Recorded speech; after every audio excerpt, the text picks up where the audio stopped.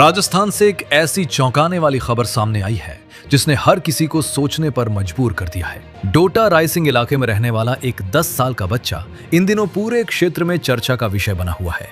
इस बच्चे का नाम कानाराम बैरवा है, लेकिन इसकी पहचान अब एक साधारण बच्चे की नहीं रह गई है। ये बच्चा खुद को आमेर का राजा मानसिंह बताता है और दावा करता है कि ये उसका पुनर्जन्म है। बच्चे का कहना है कि पिछले जन्म में वो एक शक्तिशाली राजा था जिसने कई युद्ध लड़े। वो अपने पिछले जीवन की घटनाओं को विस्तार से बताता है, जैसे उसके 3 भाई थे, उसकी 2 रानियां थीं और वो घोड़े पर बैठकर युद्ध के मैदान में जाता था।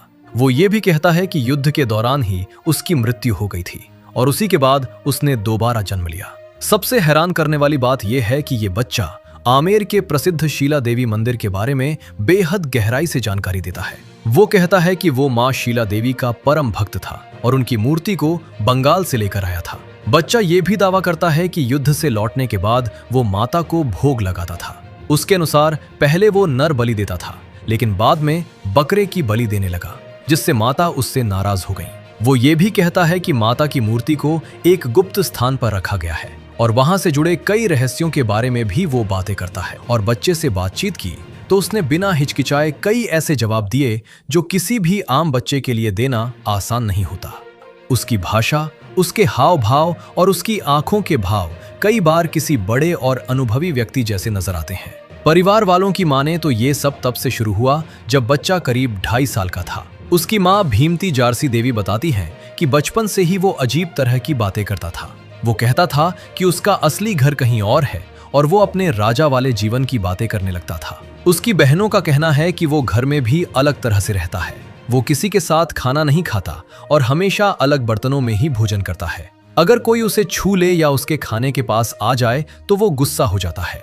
कई बार वो खुद को राजा कहकर संबोधित करता है और घर वालों को अपने से अलग बताता है। परिवार के अनुसार बच्चा कई बार जिद करता है कि उसे आमेर ले जाया जाए, जहां वो पहले रहता था। वो अपने पुराने गांव की बातें करता है और कहता है कि वहां सब कुछ अलग और बेहतर था। उसकी ये बातें सुनकर घर वाले भी हैरान रह जाते हैं और कई बार डर भी जाते हैं। इस खबर के फैलते ही आसपास के गांवों से लोग बड़ी संख्या में इस बच्चे को देखने के लिए आने लगे। कुछ लोग इसे चमत्कार मान रहे हैं तो कुछ इसे आस्था से जोड़कर देख रहे हैं। हालांकि अगर वैज्ञानिक दृष्टिकोण से देखा जाए तो पुनर्जन्म जैसी बातों का कोई ठोस प्रमाण नहीं है। विशेषज्ञों का मानना है कि छोटे बच्चे कई बार सुनी सुनाई बातों या कल्पना के आधार पर ऐसी कहानियां बना लेते हैं, लेकिन इस मामले में जो बातें सामने आ रही हैं वे लोगों को सोचने पर जरूर मजबूर कर रही हैं। लेकिन अभी भी कई सवाल ऐसे हैं जिनका जवाब मिलना बाकी है। क्या ये सच में पुनर्जन्म का मामला है या फिर ये एक बच्चे की असाधारण कल्पना और मानसिक स्थिति का परिणाम है? क्या इसमें आस्था छुपी है या कोई और रहस्य? इन सभी सवालों के जवाब फिलहाल अनसुलझे हैं।